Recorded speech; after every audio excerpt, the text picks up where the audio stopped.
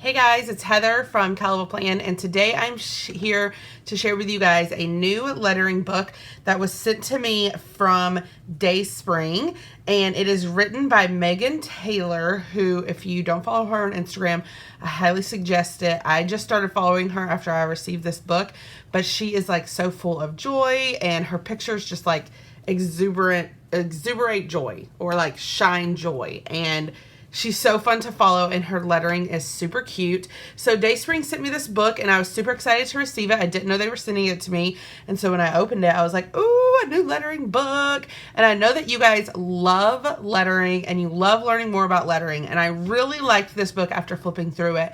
And so I wanted to share it with you guys. So I thought I would show you just a little bit of what's inside the book. I don't want to show you everything, because then it's kind of like, why buy the book if you already know everything in it? And so I don't want to like take away from Megan and like show her entire book in a video, because then like what's the purpose of buying it? And so I'm not going to show you the entire book, but I am going to show you a few of my favorite parts and a little bit of the highlights. And then I thought it would be fun to do one of the activities that is in the back of the book together. So this book is available on Amazon. I will put a link in the description in case you want to purchase it for yourself, okay? So Happy Hand Lettering by Megan Taylor, who is all about like bright colors. So you're going to see those bright colors like throughout her book. Super fun and bright. So here you get to know a little bit about her. And then we have the table of contents. In this book, there are 5 sections. The first section is kind of an introduction to hand lettering. The second section is kind of like the tips that you need and her favorite supplies. So it's what is hand lettering, tips. Then this is kind of like a little bit more into like how to do it. And then we have some, section 4 has a lot of practice pages, and then section 5 has some projects that you can complete, okay? And then there's lots of pictures throughout the book of Megan. Look how cute she is, like her smile. She's just, I think she might always be happy. I don't know, it just appears that way. So who knows? So again, the first section is what is hand lettering, and then you can kind of see in the tabs that the colors are the different sections of the book, okay? So she kind of goes into what is hand lettering, how is it different from just writing and stuff like that. And then we have hand lettering tips, where she talks about like hand lettering is not a font, it's a technique. Hand lettering is not small. You would normally write your name pretty big. So like here's a fun activity. It says write your name 1 inch tall, and then write your name 1.5 inches tall. And it says that to do hand lettering, you really need to be writing about this big. So I'm going to grab a marker, and we're going to do this activity here where we write our name. These markers are from Kelly Creates. They are small brush markers, and they are some of my favorite brush markers. So I will link these in the description as well. So here I'm going to write my name 1 inch tall. And you'll kind of even be able to see the difference just in writing it a little bit of a different size.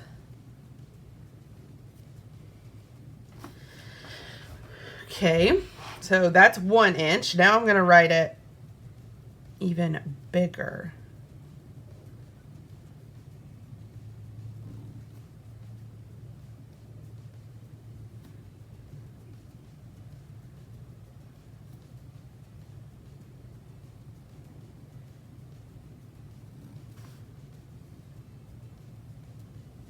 Now, when you do this, you do not have to do it in like this fancy brush lettering type lettering. You can do it in whatever. But she says once you get this down, you can make your lettering as big as small as you want, as big as a poster board, as small as a gift tag. But for now, let's aim big so that there's plenty of room in between letters to add shading to our downstroke. So she wants you to practice by writing it big. And then she's going to go in and she's going to teach you how to shade in the downstrokes if you want to. And she talks about here, if you write things too close together, you don't have room for the downstrokes.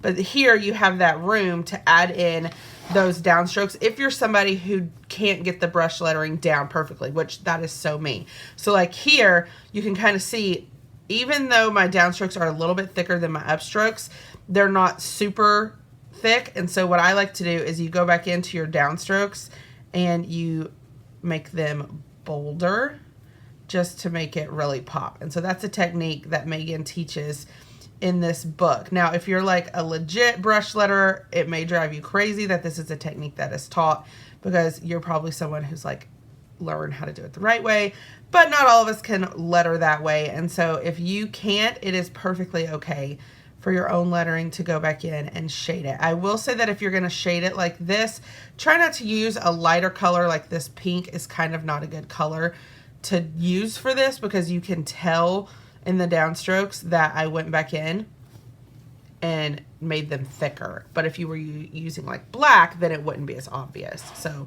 that's just another tip for you, okay? So she keeps going with some more information, and then here she has some practice pages, which is a great place to start practicing, because when you're lettering, you really want to look at the lines. I think in her intro, she goes through, maybe not.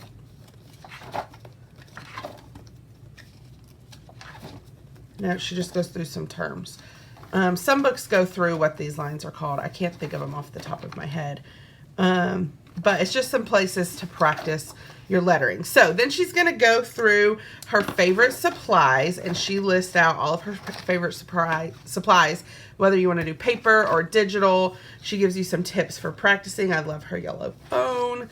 And then she goes through the process of hand lettering, and then she talks about how you're actually drawing the letters. That's a really big thing that I like to really push with people when it comes to hand lettering, is that it's not just your handwriting. You're actually like slowing down and taking time to draw the letters. And so what she's done here is she's given you a space to trace these letters so that you can get some practice in. So let's see. I was going to grab another color besides pink.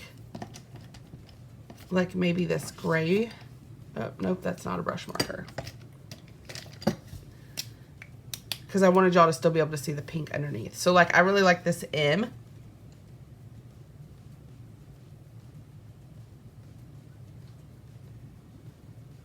So you can practice drawing those letters. And then once you trace over them, you can then get your own piece of paper out and practice drawing them on your own. And it could be like where you like the way you letter, but maybe there's a few letters in your writing that you don't like. Like I hate my D's, so I might try and practice her D to see if I like it any better. But that's just a good place just to trace some letters. And then she wants you to trace the phrase, and then she has practice pages for you to draw your own. Okay, so lots of practice pages in here, which is great. Then she goes in and talks about how you can thicken the downstrokes to create, she calls it add the lines. And then she wants you to shade it in. So she does it a little bit differently than I usually just draw an extra stroke. But what she's teaching here is for you to add a line. She calls it adding the line. And then later you actually shade those lines in. So she teaches it a little bit differently, but it's basically the same concept, because here she wants you to trace and shade in the downstrokes in this alphabet. So she just wants you to practice. So basically you would letter the word and then add the line.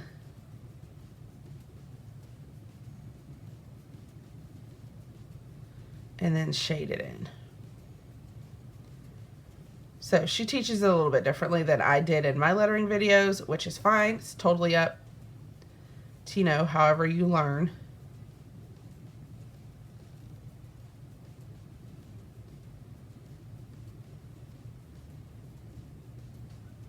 And then you shade it in. So she has you tracing all of those, and then she gives you some practice pages. Okay, now Section 4 is all about practice pages. I'm not going to go through all of them because, you know, you need to buy the book, but it basically shows you some different alphabets that you can practice, and then it gives you a practice page next to it. She tells you how you can change your letters up, all the different ways you can write just one letter. She'll show you like an alphabet, and then she'll have you hand letter that alphabet. She shows you an alphabet. She teaches you how to bounce, print versus script. These are really cute print letters. And then she lets you practice, okay? So that is the practice section. But now I want to go to the project section because she teaches you really fun projects that you can create like right away. So you could do gift tags. This is a "You Are a Light." I wanted to do this project with you guys. Happy Mail envelopes. I love writing in fun ways on envelopes. My Christmas cards is like one of my favorite things of the year because I love lettering on Christmas cards. So this activity is she tells you some of her useful tips for lettering on envelopes. And then she has envelopes over here for you to practice on. And so we're going to do this project together. There are several projects in this book, but I thought this was a really fun one that you could easily do. So if you have envelopes around, you can pull one out to work with, or you can just draw yourself a little rectangle. So let's read what she says about the Happy Meal envelopes, and then we're going to do this project. So, speaking of sharing hand lettering skills with a friend, I love sending, and who are we kidding, also receiving Happy Mail. When I go to my mailbox, I always open a handwritten piece first. Don't you? I'm standing there sorting and thinking junk mail, catalog, coupon, and then, yay, someone wrote me something. At this stage in my life, it is usually a baby shower invitation or a thank you note, but I'm filled with joy nonetheless. Right out of college, I moved from North Carolina all the way to Southern California. And then she just talks about this story about how her mom used to send her cards, and she would hand letter all the envelopes. And so she talks about how the envelope is just as special as the card that's inside. So here's some tips. Try an all print block style if you're in a hurry. Try an all script style if you're feeling fancy. A mix of cursive and print is my usual go-to. Start lettering about halfway down an envelope, but make sure to leave room for a fun postage stamp. Break abbreviation rules sometimes. Unless this is a formal invite like a wedding, you can shorten words like boulevard, street, apartment, and state names if that helps you with your spacing. If you need to take up more space, then don't abbreviate, keep them long instead. Sort your address list alphabetically by city, not last name, since that's the most consistent part of the address. This will help you go faster. Write large horizontally from end to end if you have trouble centering. If you're done and you're still a little bit off center, add a flourish to balance it out. Use colorful markers to match your card or holiday theme. Add embellishments and decorations, sparkles, stars, confetti, banners, arrows, fun, punctuation, etc. Keep numbers simple and readable. Put your return address on the back flap. I use a stamp. I also have a stamp. Add a little confetti and send it on its way. So I think this one that she has for a birthday girl is so cute. So we're going to do this one first just because I love the way it looks. So you can grab some fun colors, and we're just going to trace this one for a birthday card to practice. So I'm going to letter the way she does because I really like the way birthday girl looks in her lettering.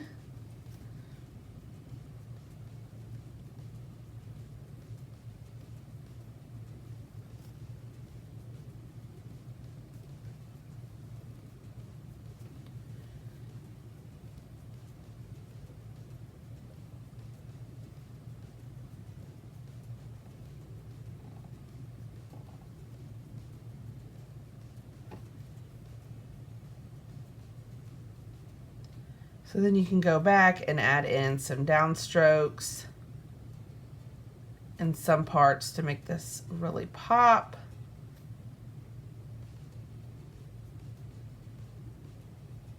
Sorry, I can't always talk when I'm lettering.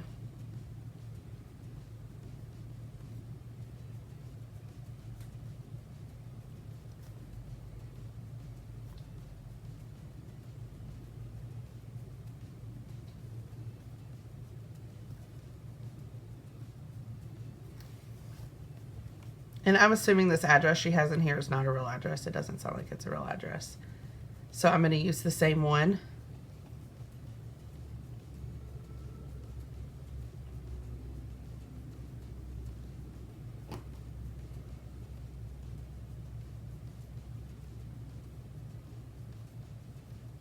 How cute is that? The birthday girl. And then she has it where she said she likes to mix cursive and print. And so then she just has the address in a fun print lettering. And like here, she just works around the letters. She doesn't let it mess her up.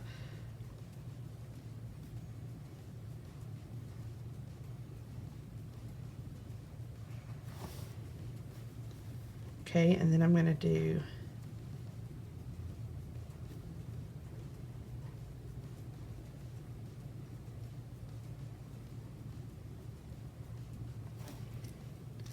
and then because this one is in the same kind of lettering as that top one, I'm going to do it in the same color.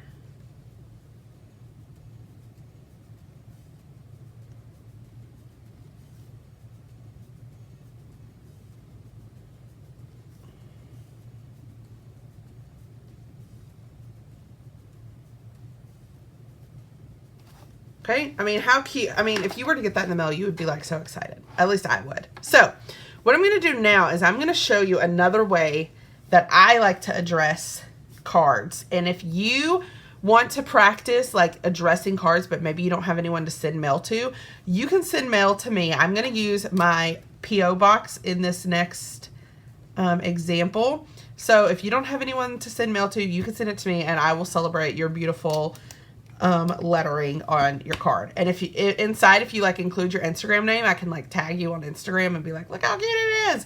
But anyway, my P.O. box, I'm going to use it on here. It's also in the description of all of my videos. So I'm going to try and use my own lettering, not hers, although she does have beautiful lettering. But I like to start by lettering the name really big.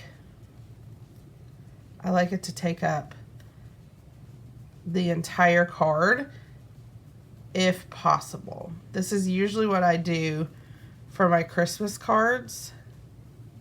So I'm just going to do my own name so that you guys can see. I will say it's kind of hard to do this with this coil right here. I feel like that didn't look as good. Add a little flourish to the T. I can go back in and I can thicken my downstrokes to make it really pop.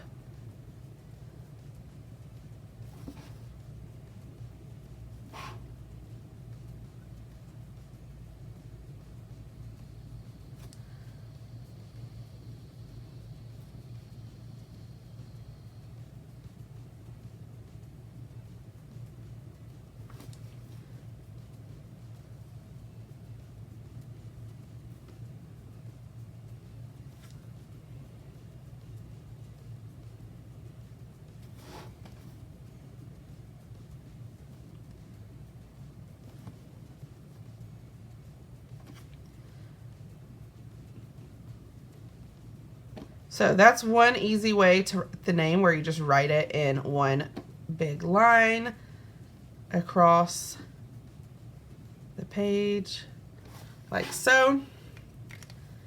And then you can take a marker underneath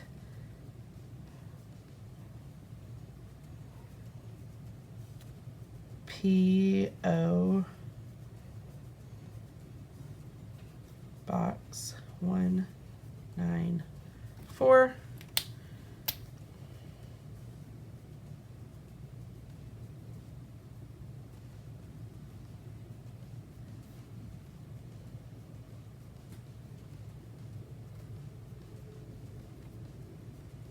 And I usually like to put a heart in between the city and the state.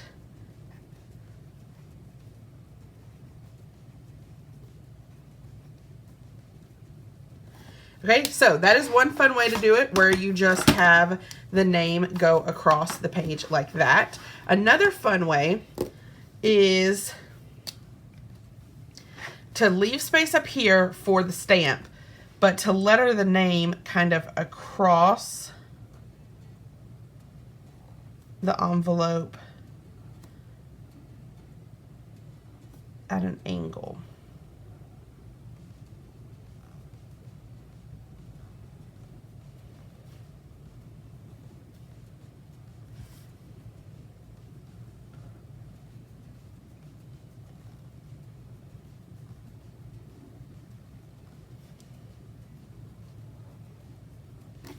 Okay, and again, I can go back and do the downstrokes. Also, if you're wondering about this blue marker, because I told you the pink marker was from Kelly Creates and that I would link it. This blue marker is a dual tip marker from Erin Condren. They're like my current favorite markers, and I can link those in my description as well. They're not going to be on Amazon. They're going to be on the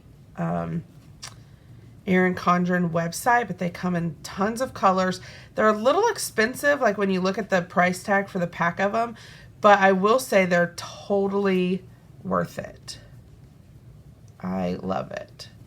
So again, another thing you could do if you don't want to be someone who has to go back and highlight the downstrokes is this tip of this brush marker that I'm using is a pretty small tip, which is good for beginners, but if you feel like you can control the tip of a bigger marker better, then you can definitely use a bigger tip, and then you probably wouldn't have to go back and add these downstrokes.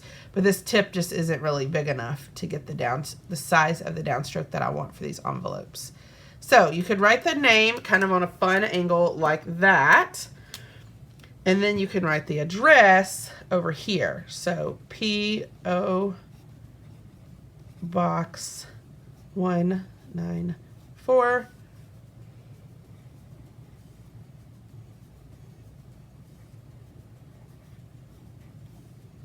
Hurst,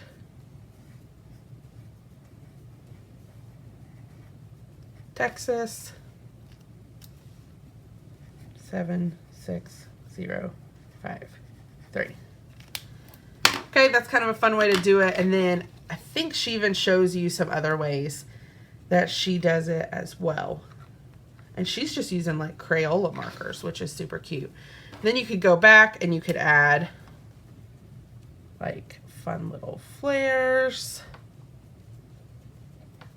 to the name and stuff like that. Okay, now we have one more box, and I'm going to show you guys another way that I like to address envelopes.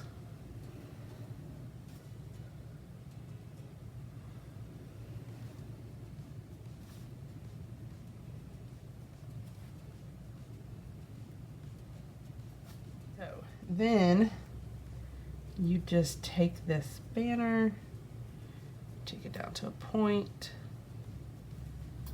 and then you take this one, you like bring it up to a point,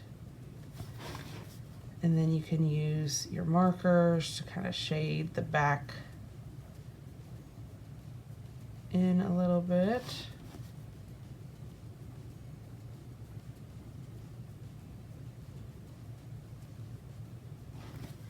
Okay, and then once you have your banner drawn, you write the person's name in kind of the shape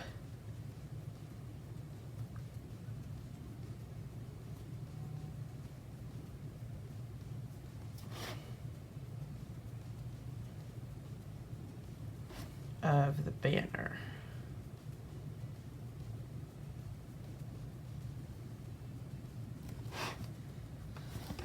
Okay, and then you can do the same thing with their address. So P.O. Box 194,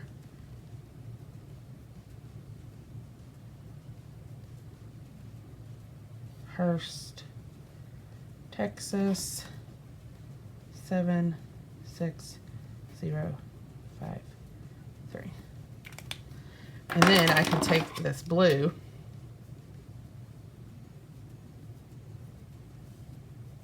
and kind of add in some details like that. And then that's another cute way. Now, if I'm going to tell you, if you go to Pinterest and look up like envelope designs, there's so many different ways. But I love that this kind of gives you some space to play around with some lettering and get some cute ideas. You can also just buy some cheap envelopes and practice as well. If you need someone to practice to, feel free. You can send me a card and I will share it on my Instagram account. You could just send it to this address. Put your Instagram name in the card if you decide to send one so that I can tag you in it.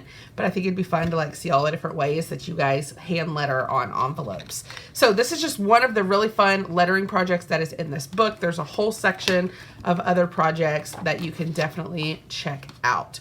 So I really, really like this lettering book. I think it does a good job of teaching the basics of fun and easy and relatable lettering. I think that's one reason I really like it, is a lot of lettering books are like for people who are really good at lettering. This is a good basic intro book if you're just looking to improve your lettering. So I highly suggest it. I will put the link in the description so that you can purchase it. And if you like this video, I hope you hit the like button. If you want to see more of my videos, hit that subscribe button, and happy planning.